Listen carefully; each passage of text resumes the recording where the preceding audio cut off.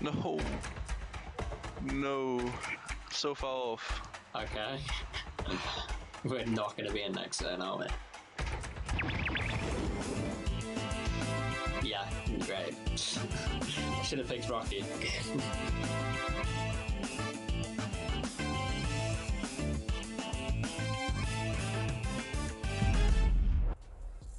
There you have it.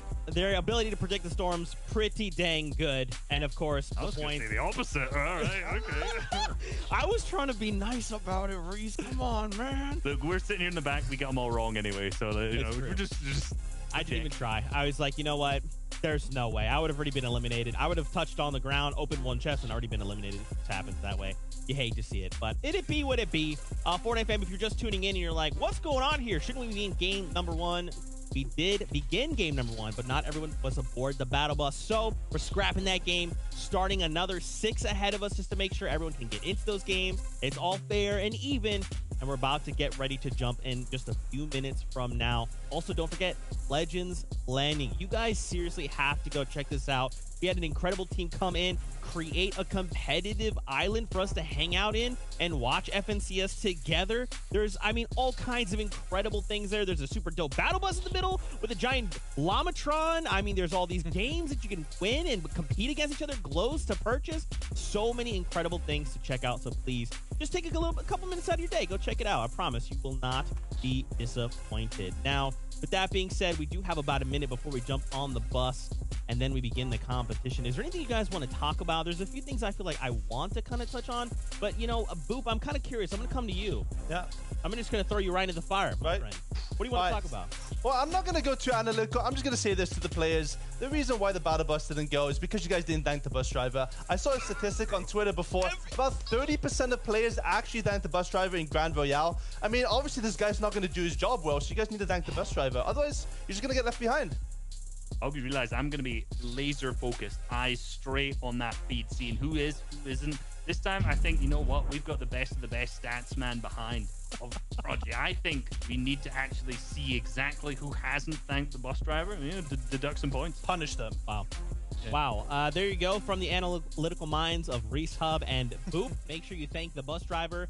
They are constantly working day in and day out, chauffeuring 100 players per match times whatever the number of matches are all happening at the same time globally. The least you could do is just give them a little thank you. Just a little, you know, hey, appreciate you. We appreciate what you do. I'm going to jump off and go get myself a victory. Boy, ow.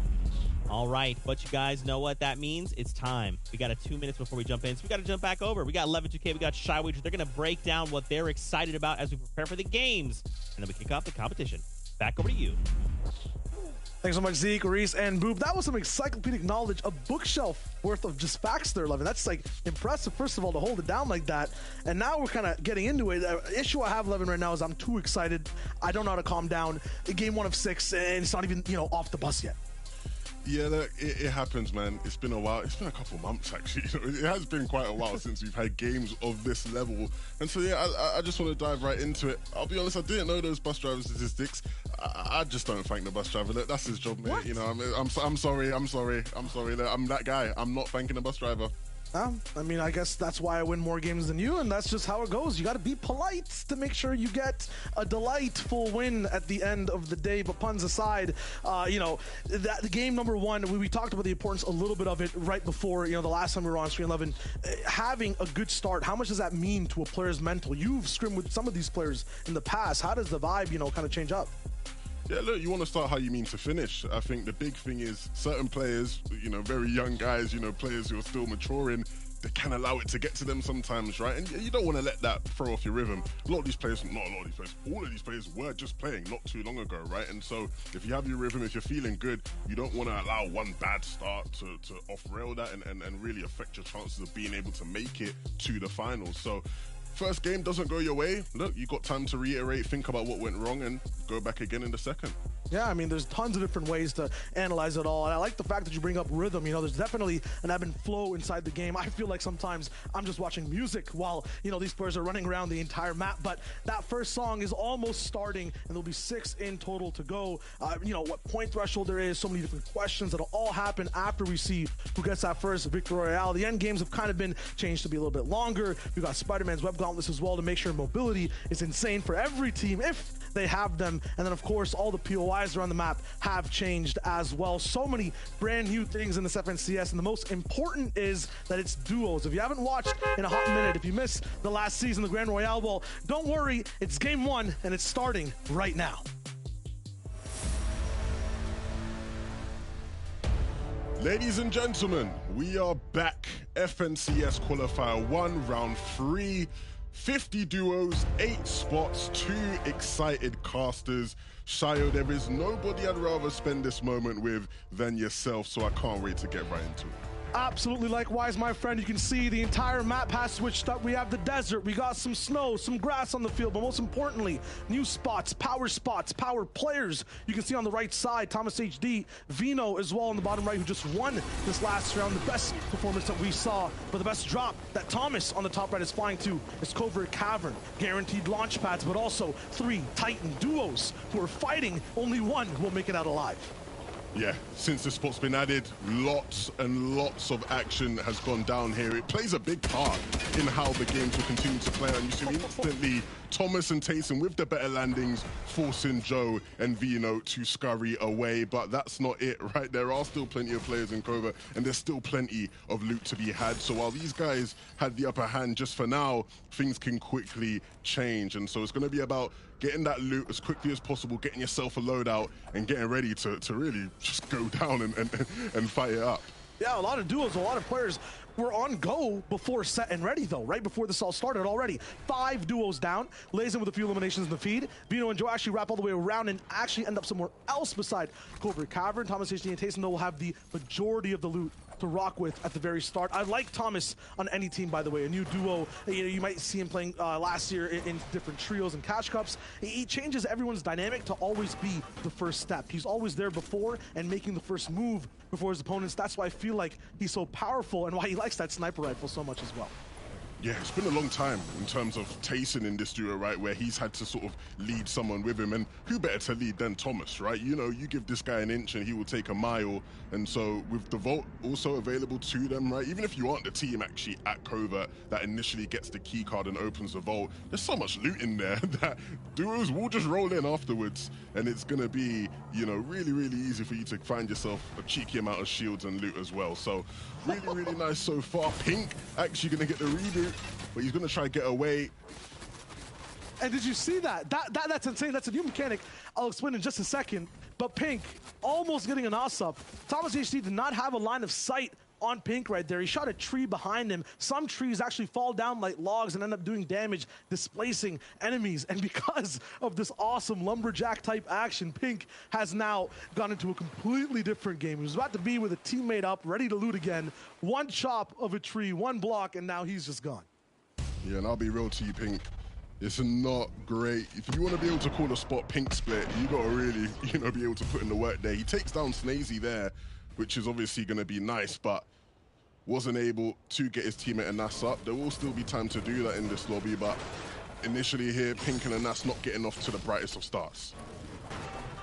Thomas and Tayson, though, they're looking really good, just racking up all the show possible as well. Chuck Splashes, if you guys have been keeping up with the content that Fortnite Competitive has been putting out, you will know that splashes have kind of spread around the entire map now. It's not just Slurpee and a few set POIs that have them. It's the majority of the map now that can kind of benefit from the free metal, from the free shield as well. And as a result, every player has a lot more minis to work with, and they need the extra boost. A lot of the time, Levin, if you were watching round 2, these games end up with 40 alive in like the second last zone still. Like it's going crazy. No one wants to go down. It seems like people are fighting for their life, and it's just the quals. look, people understand what's on the line, right? An opportunity to play in that finals is huge, and so making it through those games was tough. You know, some players might even find that these games are a bit easier than those, if anything, with just how intense those got. So look, we'll see how these games sort of stack up in terms of players left alive as we get to those later zones. But yeah, round 2 was really, really difficult. Yeah, let's specify the line though. What do these players need to do? What are they shooting for to make the finals?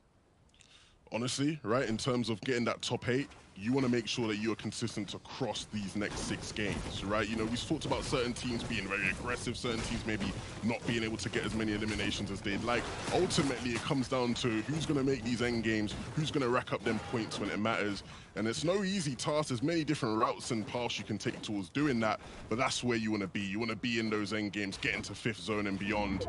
And so Floki Clement, a team that's on our screen here, a duo that's actually, you know, played with each other last seasons throughout trios, has a lot of chemistry. They're definitely a team out of Chonkers who you'd expect to be able to make it to those phases of the game. Yeah, I feel like Clement and Floki specifically are finally free now, all the way at Chonkers. Before, it seems like they were trapped by so many people around them, forced to do things like Letchi is right now. He's in an all-in situation, going down, unfortunate. But, you know, it just seems like a lot of teams are now in a different spot entirely and get to play their games out with a fresh new set of stakes. Yeah, Gogos and Eclipse will take out Letchi and Swilliam. That is not ideal. Letchi, one of the fan favorites, you'd say, in the competitive community around Europe, but off to a mediocre start right now out of Chonkers. It's going to be difficult, right? You know, Boop in the pre-show talked about how some of these POIs you don't necessarily have to fight, and that's true, right? If everybody has that mutual understanding, but as soon as somebody steps on your toe, you know, you got to respond, you got to retaliate, and unfortunately, Letchi wasn't able to there, so they will be back to the lobby. Kami, Seti, and Teak, this is really interesting. Of course, they have access to a Whiplash vehicle from their spot, and the reason why it's so great is because you can see how they're just able to traverse so much land in such quick time, get all the way across the map if necessary. Of course, the Whiplash allows you to boost as well if you need to really go the distance. And this is something this is just, you know, basic competitive Fortnite mechanics. You can see he's picking up the Fireflies, right, to, you know, hit the trees, make sure that they burn down. It means just more lines of sight, more vision, more opportunities to get yourself some surge tags. Just basic fundamentals there, but if you're at home and you're trying to get a bit better, something to pick up on. Absolutely. Now we'll see a little bit of aggression coming through. Tooth on the back foot. Freestack actually pushing up, but this is the danger of trying to engage from a fight from such long range. A third party from the right side actually makes their entire push just turn into a vortex of shots. Now Future and Tooth have a little bit of that high ground, can't turn around, middle of a match, just hold them down. This is just unfortunate, already burning through those splashes. It seems like a little bit of an all-in already. The loadout from Tisa not looking good here on the top right. Putrick is looking high and mighty though. He's fine, just waiting this out. Yeah, this is one of them situations where Tooth and Putrick do have the advantage up above. They can put the pressure on, and it's going to be really hard for Resac and Teeson to actually put on a contest here. But they're going to play the waiting game, and they have time. They're in zone. No need to rush. No need to make any rash decisions. But it's going to be difficult here. Of course, you can see Putrick Tooth going to continue to farm loot up. They've not got their full loadout set. Going to need to get some materials as well. Putrick struggling in that department, but in the meantime, they've got to worry about the players below them. This is not the worst spot to just kind of base up and chill for a moment. We'll be shared on both sides in terms of just making sure each team can stay alive in this building, and a good vantage point for Putrick more than most. Right now with NKM7, he can just look out at anyone he really wants to, take a few tags here and there.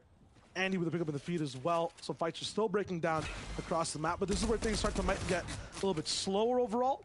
You want to make sure you're not making too many mistakes. You're talking about that loot level. I don't think Putrick can afford to take trades right now. You just need to land shots and be careful because that shield amount is not that high. If that goes lower, the mat count is not that high either. There's not much left to farm until they actually get into an engagement down below. They're kind of stuck. It doesn't look like it, in a pretty tough spot. Yeah, at this stage in the game, you know, you really want to be on much higher amounts of materials than 17 builds, which is what Putrick's on. So, you know, I wouldn't say you start hitting the panic button, but they have to start thinking of a plan. How are they going to get their material count up? Because if you get to endgame, that's all good and well, but if you can't get there with some good resources, you know, it's going to be a dire situation. You can see here, zone pulling towards the south. Rocky Reels just in, Greasy Grove just in. and all those players north going to start making their way down. Noah Riley and Aqua, one of those teams that will have to make that rotation at some point, and you can see them starting to make their way on now.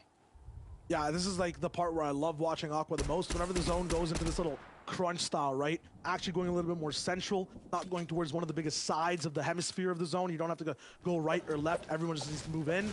Aqua ends up getting some crazy positions. It's from that point where sometimes, you know, Levany makes that call, let's just, you know, go height. Let's just forget everything and try to go for a main objective no matter how risky it is. Before that, though, this is where I think he's the most cerebral. Him and Noah Riley are going to be moving in ways no other team really can. I'm curious to see exactly where they choose to set up and why they do. With 75 players still alive, more importantly, 38 teams, it's going to be pretty tight in terms of where they can actually, you know, just make a castle. And you can see they're not white lining the zone, right? They are going, you know, further south towards the southeast, and you know that's a conscious effort to actually go out there and make sure they have good positioning away from a lot of the players in the lobby. You can see here some fights going on in the zone. This is the stuff that gets rough, guys. You know, it's not easy going for everybody in the lobby. You can find yourself in those sticky situations outside of the safe zone, and you saw right there what can happen. It doesn't work out well a lot of the time.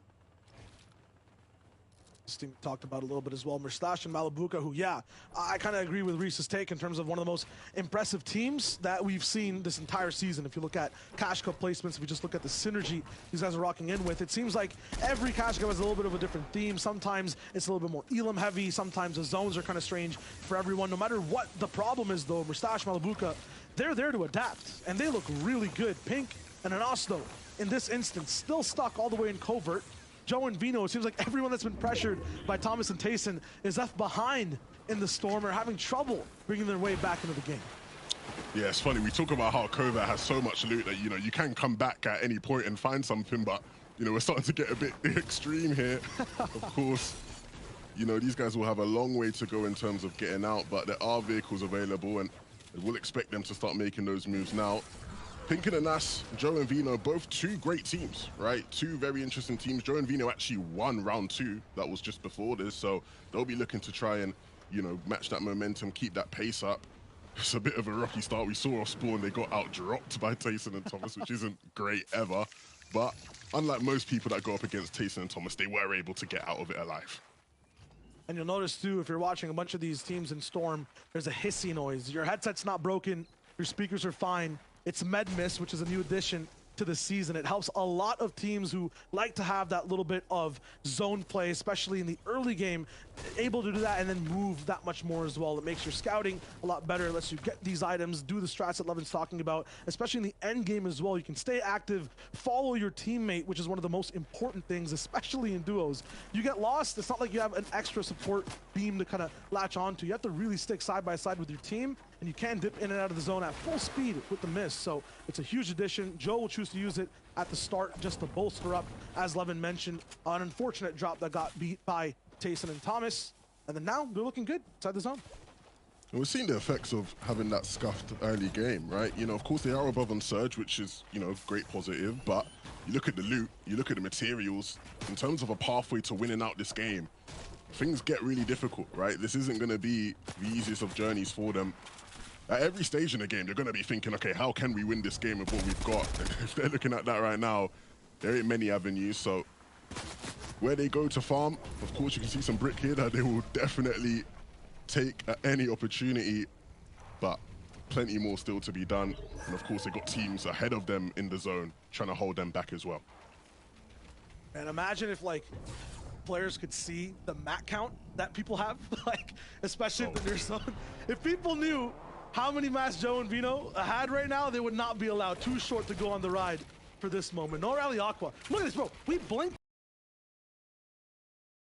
That shouldn't exist. Like, is this allowed? Do we have to have like a handicap on anyone Aqua plays with? Like, it doesn't matter what org he's on, doesn't matter what's going down. There's people with surge around him, though. This is gonna kind of insane. No rally on a different side. This man's an expert fighter, though. They're just letting this other team simmer. Just absolutely swelter in the heat. And now it's Scram who's in trouble. Ref's guard below him. Aqua finally safe, and Noah Riley is about to go on the attack. Yeah, Aqua did a good job there to just hold them off. He knows that those are two players that don't have many options in terms of time, and so Ref's guard and Scram will go down. It's a shame to see them fall, one of the longest standing duos we see in this lobby. They had literally played the last 2 FNCS with each other, which was years ago now. So they go down in this first game, but no Riley and Aqua doing a really good job there. Teams often overplay those situations, right? You know, a team around you, you know, is fighting for Surge, and you give them what they want. You give them the fight. These guys did brilliantly there just to hold them off, let the time tick down. And now, on their journey to winning this first game, things are looking pretty good. Matt's looking good. Surge dealt with. And Spider-Man Mythic in hand as well, which we know how good these can be when it comes to those moving zones. Absolutely. It's a full 10 charges of them too. So take a look at a little bit of the Storm fights, or Storm Surge fights, excuse me, that were happening. This is the specific one we just watched. Scram, so much in the inventory still. Everything ready. Unfortunate for him. The Achi's going in as well with Pixie. Unfortunate here too. It just seems like they're so close to having a little bit of an in at the end of the day, but it's just not possible. And that'll happen to so many teams around. This is insane though. 2 big predictions, 2 big teams that everyone wants to be doing well. Cammy and Teak head to head with Hen and Queasy 11. I do not want these guys to fight this early. Yeah, this is not a fight a lot of people want to see so early on. 2 of the strongest teams in this lobby, for being real, right? If you're looking at just the who's coming into this with the biggest hearsay, these 2 are the teams that you would say. Yeah, and if we're looking at the Jenga tower structure of this game right now, they're under pressure. Joe and Vino, who we saw before, who are also under pressure, go down. So the first place team from the last round is not going to be around for this first game. Yeah, we got to be careful. Cammy and Teak going down. Be heartbreak for Boop, wouldn't it? Not only that, I mean, it kind of changes the way the whole lobby plays. Teak and Cammy, if you guys have watched any of these players play, specifically even Teak in duos in DreamHack from last year, right? This man owns, like, he claims the space that he's on, right? He's a very active force, a loud man on the low ground. And, you know, if he's not around, that'll give a lot of people more room. If he is, though, 11, that's where things get freaky. Yeah, these guys are great, right? Cammy probably been the best player so far in this new chapter in terms of just solo and duo performances. As you can see here, Andy definitely looking good, right? Of course, again, got that Spider-Man Mythic like we talked about. And they've already gotten 6 eliminations in this game. Most points of anybody else in the lobby. So already, some teams are coming in with the hot hand, ready to take on anybody. They don't care that it's a lobby filled with phenomenal players. They just want to come in and get some points. Yeah, I mean, it's not only them, you know, looking hot with the elims. They look hot in general. Look at the left-hand POV real quick.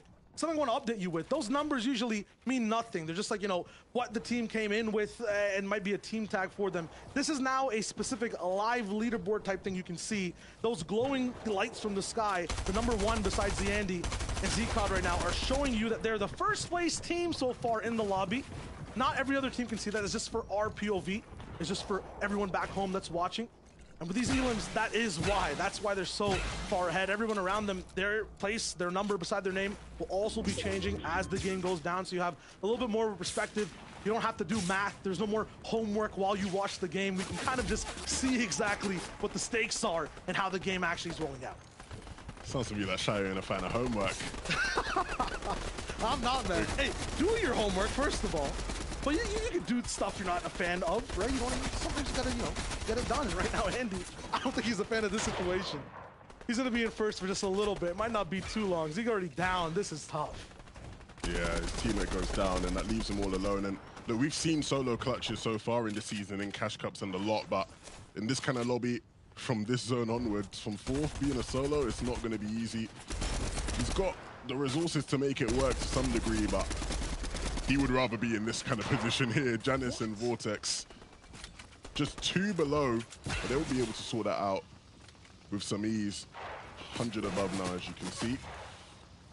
I'm gonna bring back a word that you mentioned up 11 at the very start of this. It's called adaptation.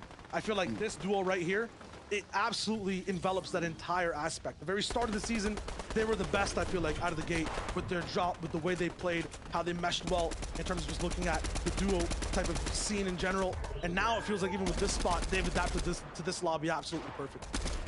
Yeah, this is brilliant. They pull zone, and of course they are just tinkering along that line of being above and below on Surge, but you can see Vortex and Janice, very capable players, especially when it comes to their ability to aim. The MK rifles as well will be put to good use. And from this position, they've pulled zone. It's looking really good setting up for this endgame. And a lot of other players would really want to be in their position right now, if we're just being real. It's tough overall, though, for a lot of teams. You're going to be thinking about what to do next from this standpoint. Even though you do have the zone, this is rocky reels. This is one of the more difficult sections of endgame when it comes to the map. Lots of mountains randomly getting into the way. It's not going to be the extreme of some of the big cliffs you see around the entire Fortnite island, but you won't expect obstacles coming straight out into your way. There's a lot more open sight lines, so there's more opportunities for Janice just being an absolute beambot right now. This is crazy. Reason down to just a sliver of HP. That was Vortex that was shooting there for just a second. My apologies, but you know, you look at either one of these players live and they're just online. And that's brilliant, right? Exactly, knowing that they have the power position, players are having to rotate into them and using that height advantage to perfection. Brilliant, brilliant stuff there from Vortex and Janice, and that's going to continue on throughout the rest of this one. Andy, though, right? We talked about the tough task he has in his hands. 5 charges left in that Spider-Man Mythic.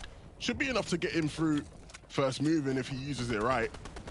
But he's just got to stay alive. He's got to make sure nobody figures out that he is a solo, because once they do, I'm telling you, they won't let him live for much, much longer. So he's just got to stay quiet here. Just, you know, peeking around, making sure he has the information where players are, but not trying to be too overzealous, not trying to make himself too big of a target.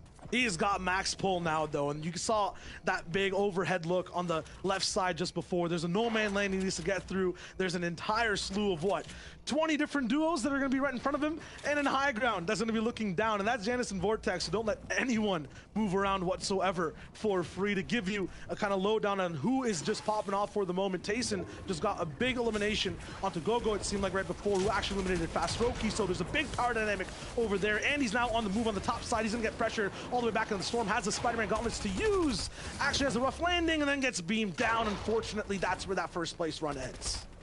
Yeah, we knew that was going to be tough, rotating inwards, even with the Spider-Man players taking advantage of the fact that, you know, he's in the air, he's vulnerable. And as we switch on over here to Tayson and Thomas, this is what I like to see from them. Oh, I spoke too soon. Thomas will fall straight through, take some fall damage, but he will be able to rekindle with Tayson. 8 below isn't great, but that should be fine as they move on over to that first moving zone. They've made their way through.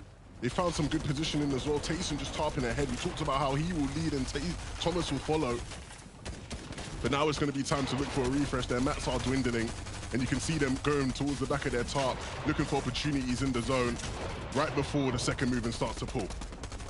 Snake of a tarp with fangs at both ends. Looking for the first edit, tries to find a little bit of damage. Looks like Tayson might have seen a little bit of something. Mustache, though, goes down. 2 duels on the right side. A stair in the way that they won't be able to climb. No damage there. It's just unfortunate. It looks like Vidil ends up stealing that elimination. They have to keep rolling back. Got a little bit of total damage, though. 91 as they actually move up in layers. Tayson's going straight for the sky. How high are they planning on moving with this one? Rightful down in the feed. Vidil picking up another. Janice is still active with Bubak going down. Every big name is here to play.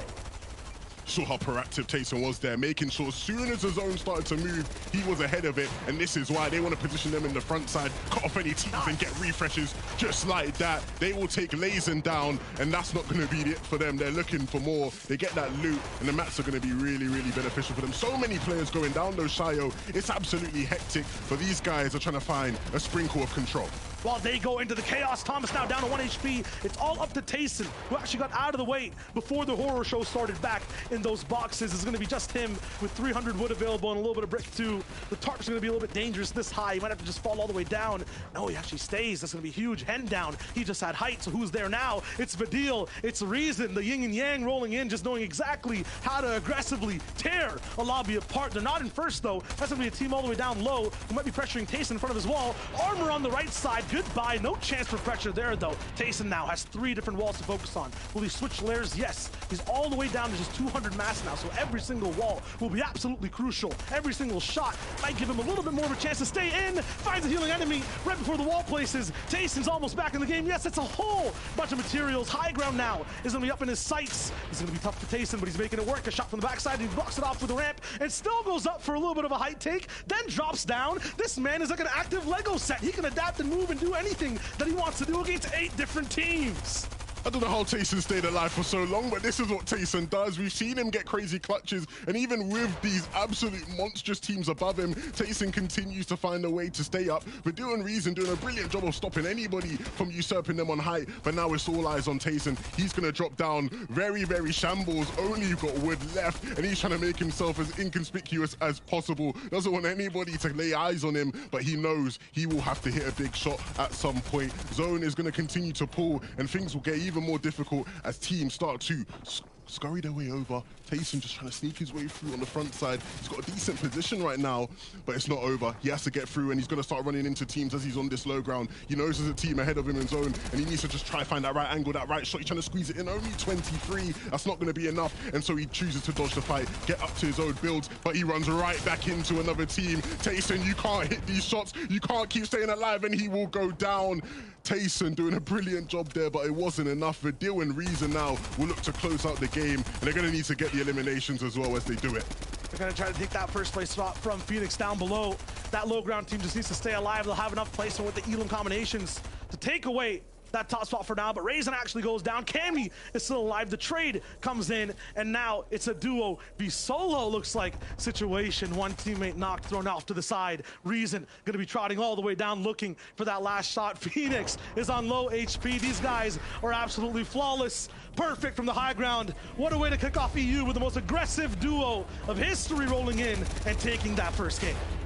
I can't believe they've come out and actually done it. Reason of a duo that many people doubted coming into this season, and they haven't quite been able to prove to people that they are still one of the top dogs, but I think this is just a way to shut the haters up. First game, first win, a brilliant way to start it off, and some brilliant displays from some of our other top teams. You can see Cammy and Teak as well. They ran deep into this game, and they got some crucial points, but it was Vidil and Reason who won that first game in brilliant fashion as well, Shayo. Absolutely. Lots of different surprises in that game, though. To break down all the action, we got the desk with c3s and Boo. I feel like I betrayed Reason and Vidil. They were my options for predictions coming in on the day. And then I looked at the leaderboard, the leaderboards here, and I saw no Riley and Aqua, and I faltered. And you know, Vidil, Reason, that's on me. Okay, my apologies. I don't know why and how I forgot how incredible you guys are at the game, but you just showed everybody why you should be one of the duos to be considered going into the finals. My goodness. Really quickly, before we talk about this game, can we talk about those highlights, those beams that were very easy when you're watching? You're like, those guys are in first place? I love that. I love that. Now, back to the game, of course. My goodness, this first one was crazy, Reese. I think coming into duo format in the brand new round of FNCS here, qualifier number 1, that was a pretty good way to start the competition. Yeah, and what I find interesting is the fact that Vidil and Reason, kind of as Levin alluded to, were really good at the start of the season, made top 10 in 3 of the Cash Cups in a row, and then after that, where did they go? They vanished. They disappeared. They didn't put in the grind. They didn't practice. We know this chapter is very much so focused on who can do what, who can actually practice. This time, just going up on the high ground, absolutely dominating. Interestingly, only 5 eliminations, which from a super frag heavy team is almost like half of what you would expect. I was waiting to see 10 eliminations, and it was just 5. Yeah. Oh, I'm underwhelmed. I mean, those guys, they sort of struggle in finals lobby sometimes, right? They did win those cash cups, but we know them ideally from trios that they struggled with Surge. But this time, I mean, it was a very good zone for them. This was a zone right near Rocky Views here. And that is, I mean, these guys land Condo Canyon, right? So they're just going to be in that area. They have the best spots in the map. There's a ton of little hills and mountains basically in this area where you can just box up on, right? You can see the absolute congestion there on the south side of everyone trying to play dead side. But in the middle, you know, there's so many of those good players, but those zones, those are tough to play if you're running from outside of this spot. But Vidil and Reason, I mean, expected to do well from there. I mean, they got zoned, right? Yeah, and interestingly on top of that, right, you're talking about teams who did well from that area. Cammy and Teak, they actually dropped the Cammy split, as we've obviously mentioned at the top of the show already. Super close here. This was a really good zone for them. And also that, they capitalized on this. Super good game for them too. 6 eliminations. Now, on average, Cammy and Teak in the Cash Cups have been managed to get 3 eliminations per game. So coming out of the gate with a 6 elimination game like this is looking super strong for them. A 3rd place is like very average for them, right? These guys are getting deep into end games. They're super consistent at making sure they are able to get those good placements, right? Like a third, like we've just seen here. The eliminations that they're popping off with right now is them on an absolute tear, and I'm excited to see the consistency that we know these guys can do from FNCS champions. Absolutely. We got to take a look at this leaderboard. And this is actually something that caught me by surprise, right? Ryzen and Phoenix ending the game with 8 eliminations. But look across the board, fellas. You've got another team in Stena and Red-Eyed MDR as well with 8. So we're seeing a lot more of this early aggression like you guys have kind of hinted at. How are we feeling about this first game? And eliminations coming through strong as always. I did see at one point that beam that you were talking about going over Raid's head. He was in first at one point during that end game, and obviously that 8 eliminations was the driving force behind that. If they can manage to keep that kind of flow up game after game for all 6 matches, these guys can easily hit that top 8, which is the important qualification threshold. That's right. We'll have to see how things continue to unfold. Didn't mean to cut you off there. Boop. It's all good. Sounds like the bus is ready to go. So when we come back, I'm coming to you first. Get ready for it. But for now, gotta hang out with Shy Wager and Levin2K. We got more of these games to play. For you. Thank you so much, Zeke. Always unexpected faces in that first game that up the ante, Levin, up the stakes for everyone else. And now it's time for the legends of the duo scene to play catch up. Yeah, look, it's going to be interesting to see how some of these teams bounce back after that first one. Of course, you know, I'm sure a lot of people wouldn't have expected to see Stena and Rayed out there with an 8 elimination game, but they went out and did it. And we know it's possible this season. The right combination, the right chemistry in endgame can lead to so many eliminations. So let's just jump right back into it. We got game 2 on the line, baby. Let's go.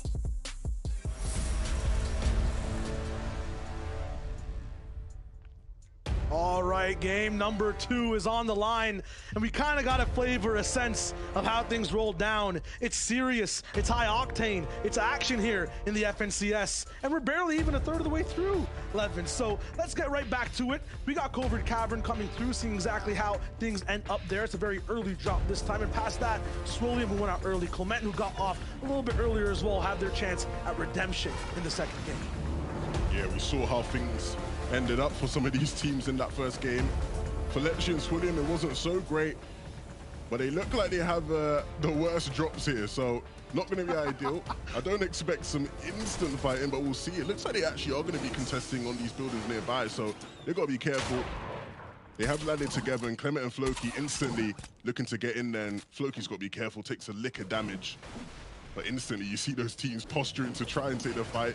Going to take some time now to get their materials up, prepare themselves for what seems to be inevitable now, that one of these two teams will go down. And don't forget, there is another team here at Chonkers as well. You know, you're down bad 2 and all you have is a harpoon to deal with and pressure through, like, what, half a window at an enemy team, and your team is on a ramp beside you. Not a fun story. And there's Lecce rolling with the beam and missing. Completely uncharacteristic. Another player comes from the sidelines, and it's Clement that takes him out. Swilliam trying his best, but missing a few shots too. He's too smooth with it. Clement can't be tracked, and now Swilliam is left on the top side of his box. Clement, what was that movement? All I can describe for Lecce and Swilliam there is they've had a howler. They've had an absolute howler. Not the greatest second game, is that? But Clement's got to be careful, because Floki goes down, and Ostroki and Kylie are well aware, and you can see Clement's taking some damage. And if you look at the bottom right, the green arrows honing in on him. That is going to be Kylie and Ostroki, and this is going to get really difficult. He's obviously going to jump into the whiplash and try to get away, but they shoot out the tires, and so instantly now he's going to have a tough time getting away, and they will be on the chase. Oh, this is wonderful. We already got a high-speed race going on in the FNCS right now. Up inside the desert too. Not too moist whatsoever, just dry in terms of the strategies available, in terms of what you can really do. Clement's all in, not even sure if he has that card, what's going down with him right now, but in his brain, this man's mind just must be racing 1,000 thoughts per minute. Yeah, you saw how quickly he wanted to get away, right? Because ultimately, at this stage, yep, they were able to get some damage off spawn. His teammate does go down, but you know, they want to go out there and play this game out fully. So he did good to get out, as you said. Only left with a harpoon. Don't know how he survived that, man. That is absolute madness. Oh, imagine the conversation for Lecce and Swilliam as well afterwards. No way Scram was... Okay, thank goodness. I was like, I saw a missed shot with slow motion.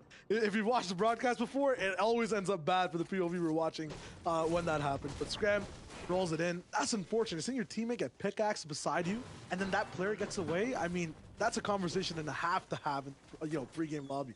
Well, like you said, man, Lecce missing shots with an SMG, that is so uncharacteristic. And of course, William missed some big shots, with the shotgun as well. So, we talked about how it's a high-pressure environment. We talked about how players can struggle with that. These guys just missing shots, right? And that's, due to the environment. More times than not, I would expect them to hit their shots, but in that case, they go down again. So instantly, 2 games off the bat where things just haven't gone your way. And then when you're in a fight for top 8 to try and qualify for the FNCS finals, it's not a great look. Not a great look at all. Right now for Fury's POV, they're going to be fighting at the turbine, I believe, all the way down towards the south side of the map. Greasy right above them. Over here, there's a lot of action in pubs. You can see this place kind of used as like a very nice cinematic Spider-Man trailer type of thing as well, swinging from side to side, but with only 10 shots left. And you don't see a lot of people using those gauntlets early game in this spot as well. Lots of metal available, lots of ways to get your game started low key, but I'm not exactly sure what there is to fight for really over here. There's only about 12, 13 chests overall. Not too much action. Meanwhile, towards the middle-ish of the map, Tilted, this is a space that everyone always wants to fight for. I believe this is 3 or maybe even 4 different duos just getting into action side by side. Yeah, you can see Amplify and Flodax here, backs against the wall. And for all the Tilted teams, there's a lot of pressure today because, in my opinion, the best team that lands Tilted didn't qualify, Benji and Savage. And so if you're seeing that they didn't qualify, this is our chance to qualify through Tilted and not have to deal with them in the next qualifier. So for Amplify Flodax, for DKS and his duo, Bad Sniper, they'll definitely be trying to close this one out and really look to make something of this qualifier as best as possible, because if next time you roll around here, you have to deal with Benji and Savage off spawn, it's not going to be great whatsoever. Yeah, I'm glad you bring that up too, because identity theft is a big thing in the FNCS, right? Like, it's just how it works. A team doesn't qualify. You should take exactly maybe even how they play, right? Because, it's good teams that have very set strats that are easy sometimes to replicate. And then at the same time, if you feel good with it, that next round, you might find an extra duo who's landing at your spot. Exactly. And so that's why sometimes you got to roll up and really, hit the boards right before the session. Say, oh, where did they land? What did they claim? See what we can do. We're seeing that with a couple of the spots around the map as well. And DKS and Bad Sniper, their team who have consistently landed Tilted this season, they've had their struggles here, specifically against Benji and Savage.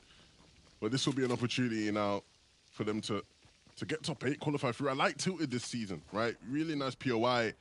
I think it's interesting. The analysts at the beginning of the show talked about teams rotating in.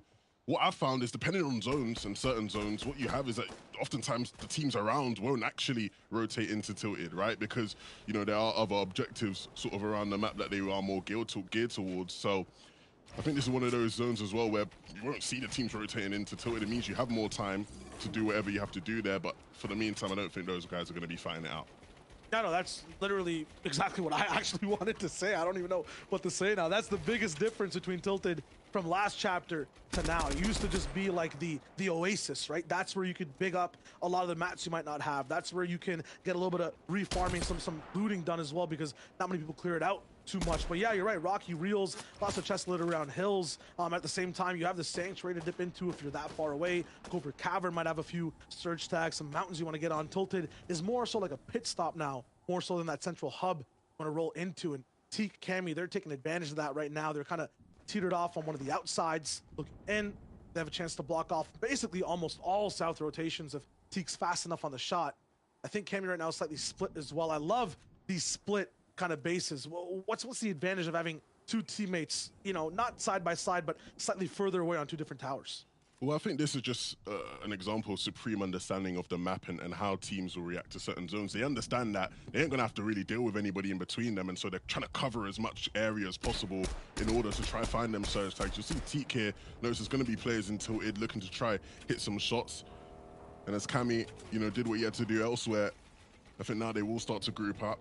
2 minds better than 1 in this instance, but yeah, looking to cover as much ground as possible. You don't always need to be side by side, as long as you have an understanding of where the players on the map are going to be.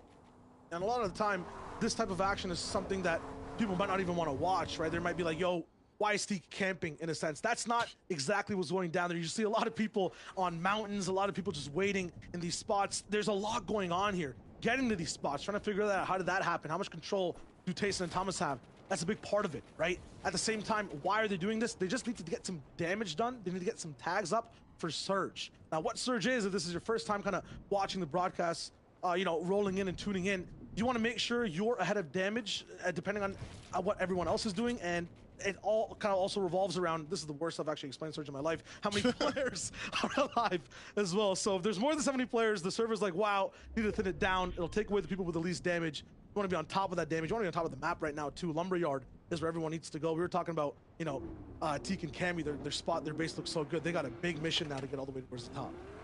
Yeah, and I think for a team like Tayson, you saw where he was positioned up above Covert Canyon, right? That's going to be great for him in terms of surge tags, because the whole south of the map is going to have to rotate up towards the north.